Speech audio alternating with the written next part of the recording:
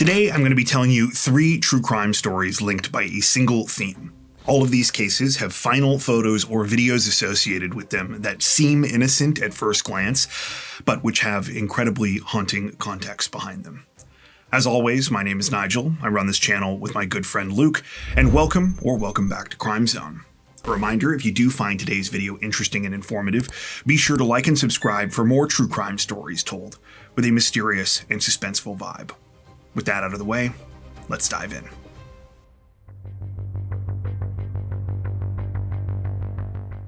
The footage you're seeing on screen right now was taken on the evening of April 28th, 2023.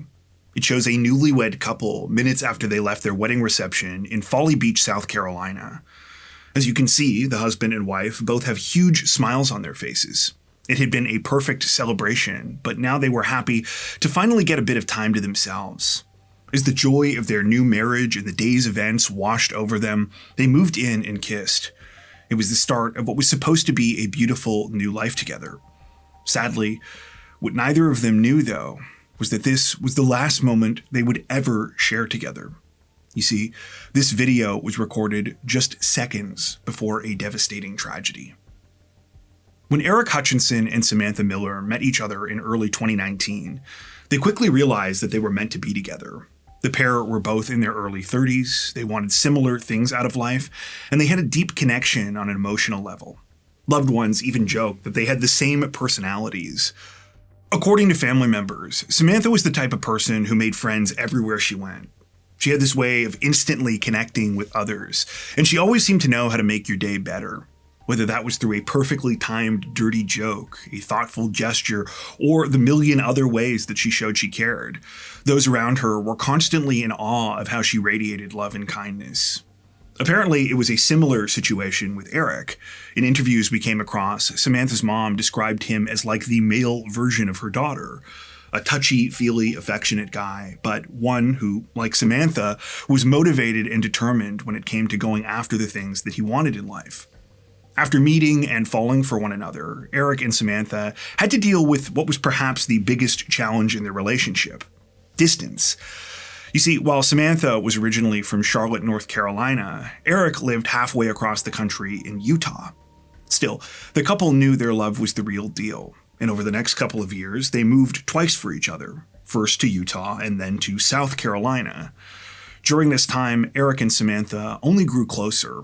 They got 2 cats, traveled to various places, and of course, weathered the pandemic together. They also started making plans for the future. They began looking at houses and talking about having kids. But before any of that, they wanted to make things official. And in June of 2021, they announced their engagement. Friends and family members couldn't have been happier for the couple. They were even more excited when the wedding date was announced for April 28th of 2023. In the lead up to the special day, Eric and Samantha spent countless hours planning the event. They decided to have their wedding and reception on Folly Beach in South Carolina, close to where they were renting a house. Samantha, in particular, threw herself into the preparations.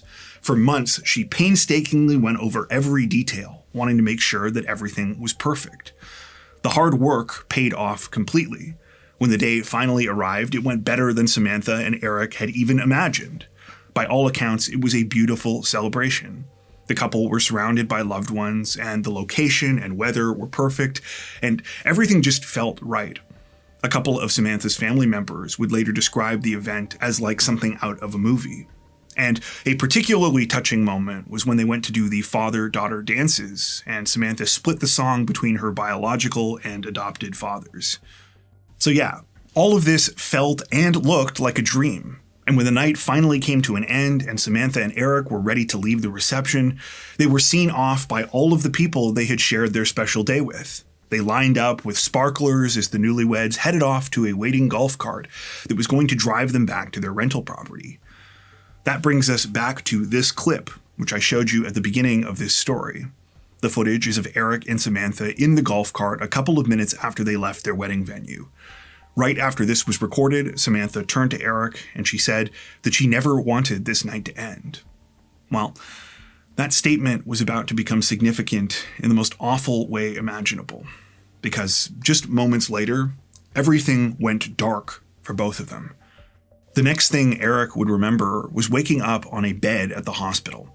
He was in an unbelievable amount of pain and was frantically trying to figure out what was going on. Of course, his first question was, "Where is Samantha?" That's when he was given the gut-wrenching news. Samantha didn't make it. It turned out that as Samantha and Eric were heading home that night, there was another person on the road behind them. That person was 25-year-old Jamie Lee Komorowski. She was driving a rented Toyota Camry, and she was incredibly drunk. Eric and Samantha's golf cart was street legal. It was equipped with all the proper lights and safety features, and this was just a quiet 2-lane beach road. But in the end, none of that had mattered. In her intoxicated state, Jamie plowed through them, going more than 65 miles per hour in a 25 zone. The impact of the crash sent the golf cart more than 100 yards, rolling several times.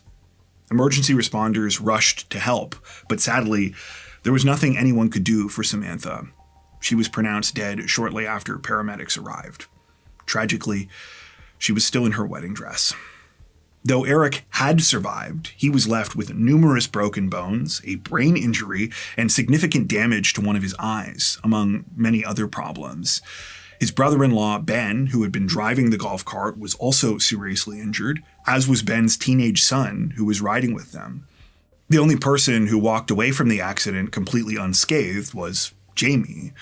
When police got there, she didn't seem to have any idea what was going on and kept asking what had happened and saying that she didn't do anything wrong.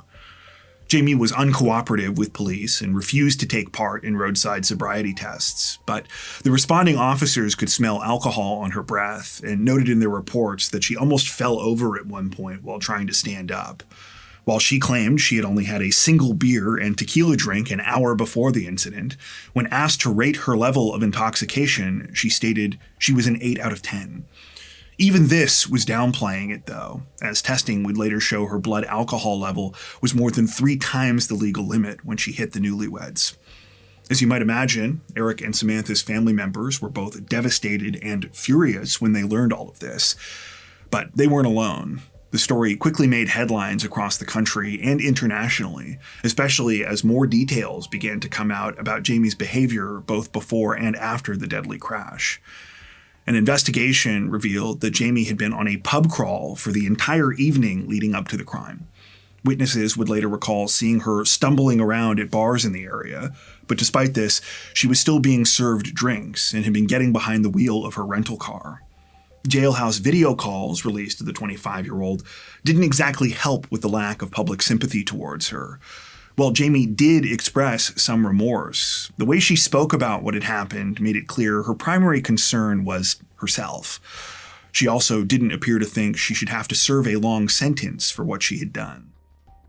You got the best team to help you. I still just don't know why this had to happen to me. Okay, I don't want to go to prison for 15 years. The future that I'm thinking about is when all of this is done, and when all of this is done, and I can just be happy. By the time the case made its way to court in December of 2024, it seems Jamie had reflected more on her actions, or at least had started to come to terms with the gravity of the situation. Still, her and her defense team attempted to mitigate responsibility by pointing to Jamie's issues with alcohol and claiming that a lot of the information that had been released to the public ahead of her trial had been prejudicial and designed to paint her as a, quote, unrepentant villain. They pointed to posts that they said had been cherry-picked from Jamie's social media from when she was in college. One of these images, in particular, had gone viral. It showed Jamie dressed in a Halloween costume as a booze-fueled version of the Pixar character Buzz Lightyear. Except she was, you get it. Anyway, when it was all over, Jamie pleaded guilty to 4 charges, including DUI causing death, DUI causing great bodily injury, and reckless homicide. While Jamie apologized to Eric, Samantha's loved ones, and both of their friends and families, as I'm sure you can understand, few of them were in a forgiving mood. Many of them specifically used their time during victim impact statements to advocate for a heavy penalty to be imposed against her. All of the statements made by Samantha's loved ones were heartbreaking. But the most devastating of all came from Eric. In his remarks, he talked about the ongoing physical and emotional toll of the crime. Not only was he left with likely lifelong injuries from the crash, but he said he would never recover from having the person he loved most in the world ripped away from him before they'd even had a chance to start their lives together.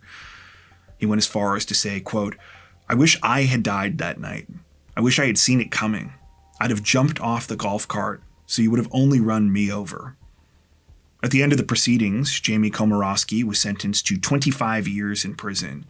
In a separate court battle, Eric and Samantha's loved ones were awarded a $1.3 million settlement after suing Jamie and several of the bars that had served her alcohol on the night of the crash. At the time of this recording, Jamie remains incarcerated at the Graham Correctional Institution. Her projected release date is listed as April 24th, 2045.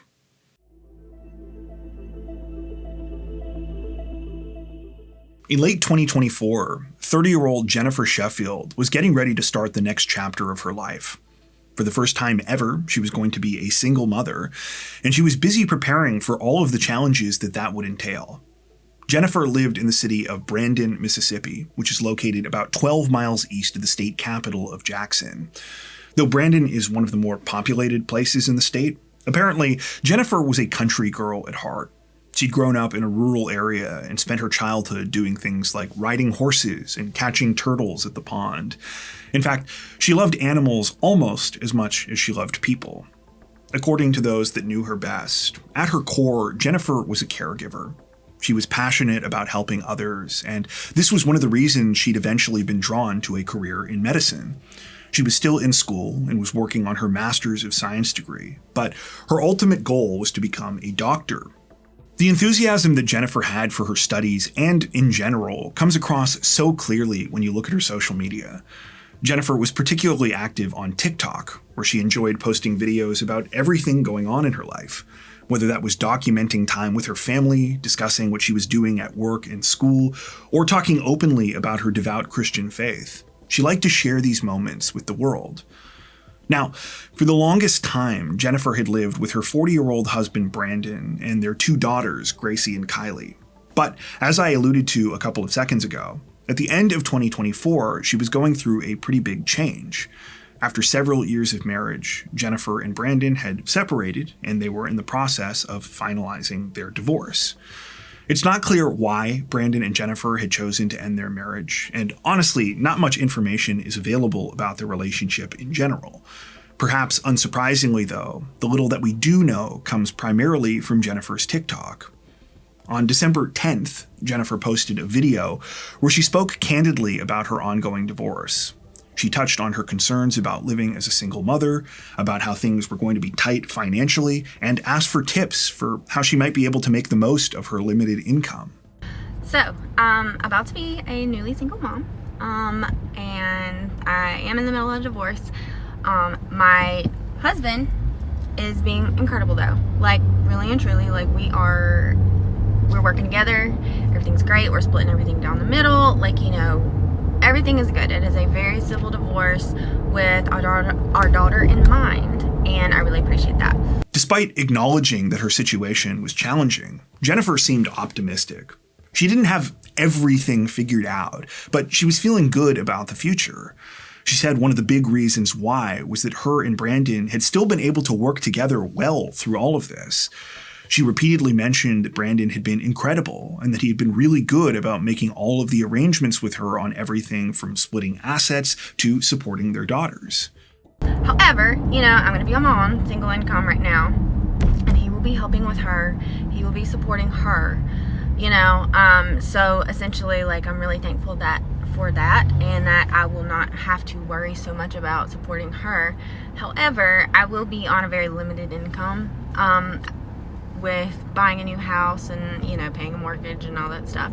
So, I've never done this before. I've never been on my own before. So, if you have any tips, saving money, making money, anything like that, like, I would really appreciate it. Like, you know, coffee at home, you know, I take caffeine pills, I do my own hair, nails, everything. Like, I do all that. So, yeah, if you just have any tips, like, I would really appreciate it, because, like, I'm a little scared right now. Sadly, as completely normal as this video was when Jennifer posted it, it wouldn't stay that way for long. Not only would this be one of the last videos Jennifer would ever upload to TikTok, this specific video would take on very dark significance for reasons that will become clear in a moment. Shortly before 7:30 a.m. on December 28th, so a little over 2 weeks after that video was posted, the Brandon Police Department received a 911 call. That call was made by several members of Jennifer Sheffield's family, who said that they had gone to her home to conduct a welfare check on her. After arriving, though, they said that they had found what they believed were obvious signs of foul play. When police got there and went into the home, they discovered that the situation was worse than anyone had imagined. Jennifer and Brandon were both dead inside, the result of gunshot wounds. Things only got darker as they took a closer look at the scene. You see, while Jennifer showed signs of having been attacked, Brandon's wounds appeared to be self-inflicted. Investigators concluded that Brandon had likely shot Jennifer before turning his weapon on himself. To say that this was a shock to both Brandon and Jennifer's loved ones would be a colossal understatement. In numerous articles written about the awful incident, those that knew them said that they had never seen something like this coming, and that there were no warning signs. That's what arguably makes the entire situation and Jennifer's TikTok so disturbing, that she appeared to think that everything was working out so amicably right up until the moment of her death. Even Jennifer's close friend, Faye Lott, told reporters during an interview, quote, "Brandon's never been a violent person that I was ever aware of. I was with her when they met, and I've always loved him for how he loved her. So it's definitely hard trying to understand something we will never be able to." That last bit about not being able to understand is really the headline to this whole thing, if you ask me, because unfortunately there really aren't any answers to be had here. Part of that has to do with the fact that all of this is very recent at the time of this recording, and the case is still an open and active investigation, according to the Brandon Police Department. But what's also clear is that even with a thorough investigation, we'll likely never know exactly what happened here or the reasons behind Brandon's alleged actions. Of course, that hasn't stopped many online from speculating about the situation. Some have suggested that Christmas may have pushed Brandon over the edge, with him unable to accept that this was the last holiday he, Jennifer, and their daughters would be spending together as a family. Others believe there was more going on in Brandon and Jennifer's relationship that was being kept hidden, possibly from their own families. There are no shortage of theories here, some of which are more or less compelling. But regardless, I think there's a much simpler and darker truth that needs to be acknowledged here. Domestic violence is not always obvious. Sadly, one of the most dangerous times, especially for women, is when a victim is trying to leave their relationship. Speaking of speculation, one other aspect of this story that blew up online was an image that started floating around after Brandon and Jennifer's memorial services. It shows a table that basically only has pictures of Brandon on it, and this was circulated alongside claims that loved ones had decided to throw a joint funeral for them. Understandably, this caused a lot of outrage, with a lot of people feeling that Jennifer had been disrespected even in death. However, according to people closer to the situation, none of this was true. While services for Brandon and Jennifer were apparently held at the same funeral home, they were at different times and in different rooms. Someone that actually spoke with Jennifer's family said that the displays and turnout for Jennifer's service were much bigger. Still, because of the joint funeral rumors, Jennifer's family was on the receiving end of a ton of harassment, which is absolutely awful to think about. As if it's not enough that you're trying to process all of this shock and grief, now you also have to fend off an army of online hate from people who don't know what they're talking about. I think there's an unsettling lesson in all of this, both in that reaction from some of the public and more broadly in how no one in Jennifer and Brandon's lives seemed to see this tragedy coming. You never truly know what's going on behind closed doors.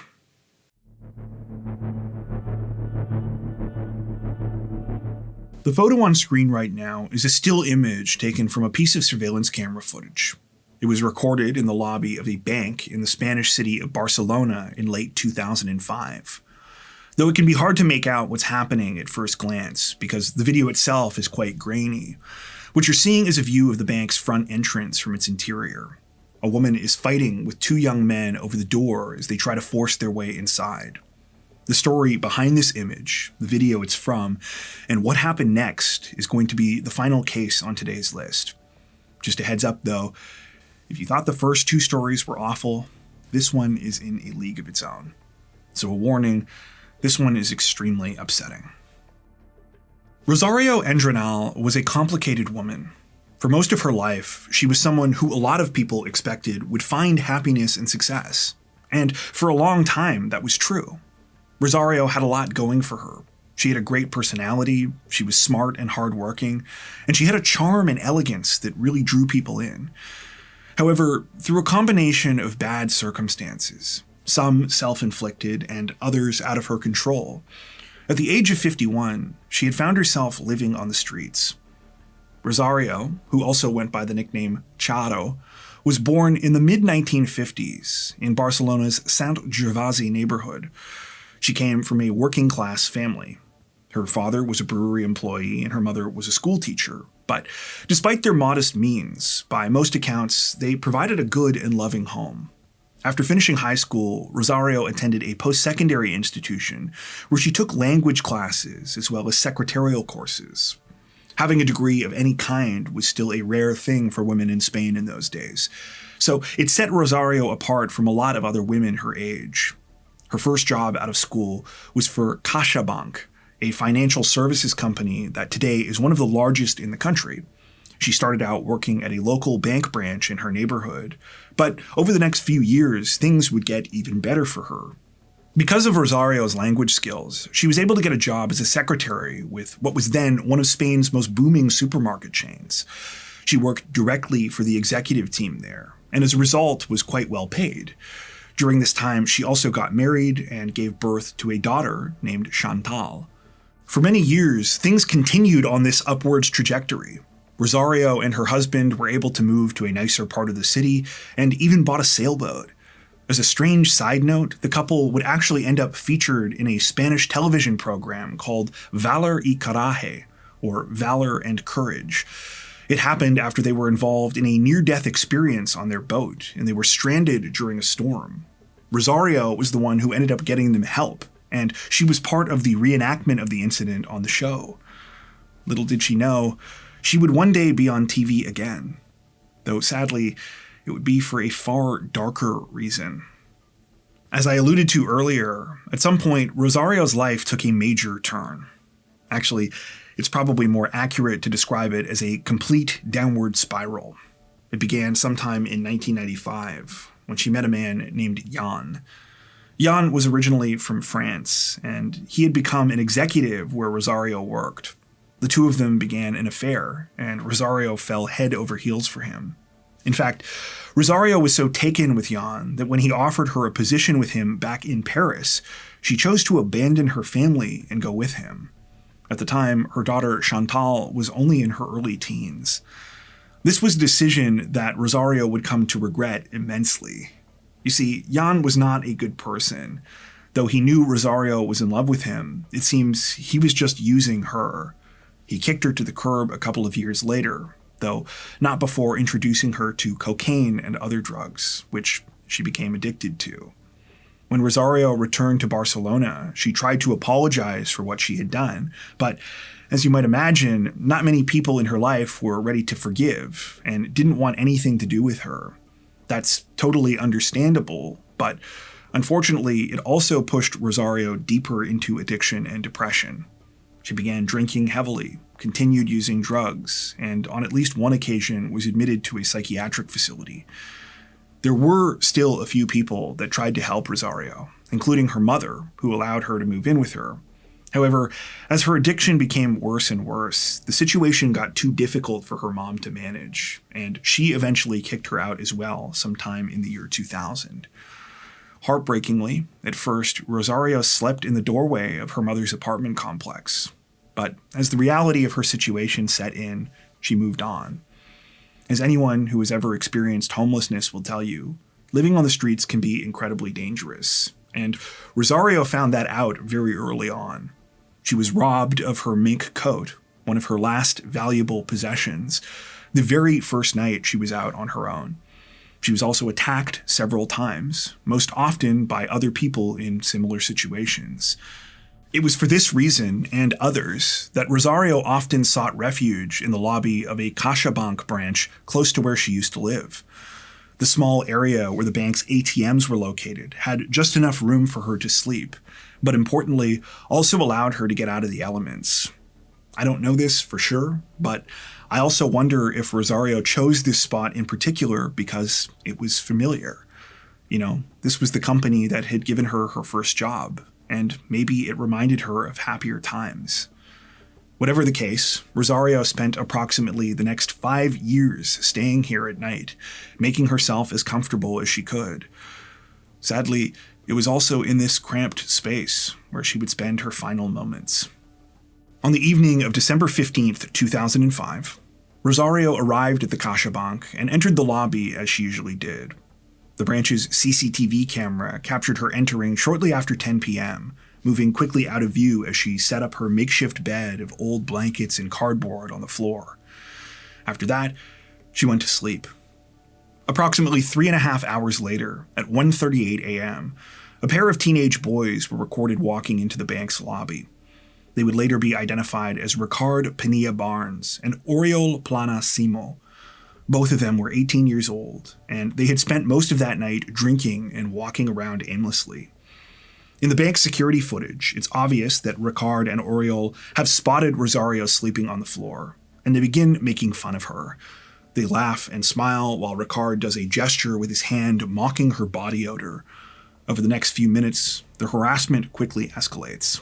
The pair leave briefly, only to return with several things they had grabbed from a nearby dumpster and construction site. The teens kick Rosario, throw an orange at her, and Oriol hits her with multiple items, including a partially filled 2-liter soda bottle and a traffic cone. When Ricard and Oriol left again to look for more things to attack Rosario with, she seized her opportunity to protect herself. She rushed to the bank's door and quickly went to block the entrance. Ricard and Oriol noticed this as it was happening and began to fight with Rosario over the door. This is where that image was from that I showed you at the beginning of the story. Rosario was able to successfully close the door in time. In the photo, what you're seeing is Oriol and Ricard taunting her from outside while still trying to force their way in. Luckily, Rosario had been able to lock the door using an interior latch, so after some time, the teens seemingly gave up and walked off. With that, Rosario tried to go back to sleep. Sadly, though, this was not the end of her nightmare. Just after 4:20 a.m., so about 2.5 hours later, Rosario was awoken by a knock at the bank's door. When she looked up, there was another young man standing there, later identified as 16-year-old Jose Rosales. Jose pointed towards the ATM through the glass, indicating that he needed to withdraw some money. Rosario got up and unlocked the door, but what she didn't realize is that she had just fallen into a trap. Jose was with Ricard and Oriol, and the two came rushing in after him. Once inside, the 3 teens continued tormenting Rosario. They kicked her, beat her, and hit her with more random items that they had found out on the street. After about 20 minutes of this, things would take one last awful turn. That's when one of the teens, who had gone back to that construction site where they found the traffic cone earlier, returned with a large plastic jug of liquid. The jug was filled with a highly flammable industrial solvent. The 3 teens soaked Rosario and her belongings in the chemicals, then flicked lit cigarettes at her. Moments later, the entire bank's lobby erupted in flames. Instead of calling for help, attempting to put the fire out, or rendering assistance of any kind, the 3 teens ran off. The bank's security camera continued recording for a little over 10 seconds before it cut out. But in that time, at least one of the boys can be seen looking back and appearing to smile. Authorities were only alerted after someone who lived in the same building as the bank finally called emergency responders. When firefighters got there, they realized that there was someone inside the lobby engulfed in flames. By the time Rosario was taken to the hospital, she had suffered third and fourth degree burns to nearly 70% of her body. Due to her injuries, doctors couldn't even stabilize her enough to begin proper treatment, and she died on the morning of December 17th, about 29 hours after the attack. As you can imagine, when the security camera footage from the bank was discovered and started being circulated by the media, it generated a ton of public outrage, and there was a lot of pressure on investigators to quickly round up the people responsible. Luckily, because of the video, this wasn't difficult, and within a few days, Ricard, Oriol, and Jose were all arrested. When the case went to court 3 years later, the teens and their defense teams attempted to argue that they never meant to kill Rosario. They claimed that they were trying to scare her and suggested that they had just been acting stupidly because they were drunk. They also pointed to the fact that none of them had prior criminal records. However, prosecutors had done their due diligence, and by this time they had been able to uncover a number of additional disturbing details. It turned out that Rosario was not the first person that they had done something like this to. Ricard and Oriol in particular had recorded videos of themselves where they had attacked and degraded other people living on the street. The stomach-churning videos reportedly included footage of them doing things like dumping trash cans onto people, slapping them in the face and forcing them to say things into the camera, and urinating on them. Classmates of the two from their high school made other disturbing allegations. They said that not only had Ricard and Oriol bragged about committing these crimes, they were not quiet about their disdain for poor people and minorities. One girl who spoke to police explained that Ricard specifically idolized far-right and neo-Nazi groups, and that on more than one occasion, she had heard him saying, quote, "The homeless aren't even human." At the end of their trials, all three of the teens were convicted of premeditated murder. Ricard and Oriol were sentenced to 17 years in prison, while Jose was given a lesser sentence of 8 years because he was a minor at the time of the killing. If you ask me, those still feel like shockingly light sentences considering how evil all of this was. And when you account for parole, that means that at the time of this recording, Ricard, Oriol, and Jose have all since been released and have been free men for several years. I think even more than anger, though, this case left me with a profound sense of sadness. Not just because of what it says about the way vulnerable people are often viewed and treated in society, but because despite her problems and mistakes, Rosario Endrenal was robbed of any chance at reconciliation with her family. This was perfectly summed up by a letter written by her daughter Chantal, which was read at the trial and also shared on Spanish television. I want to leave you all with some of her words. Quote, "My mother was so elegant that I would watch her for hours while she got ready and put on her makeup. I never got tired of telling myself that when I grew up, I wanted to be like her. I suppose that everything I am writing are memories that many women must have about their own mothers. And that's what I mean. She was a person like any other person we might encounter on our way to work.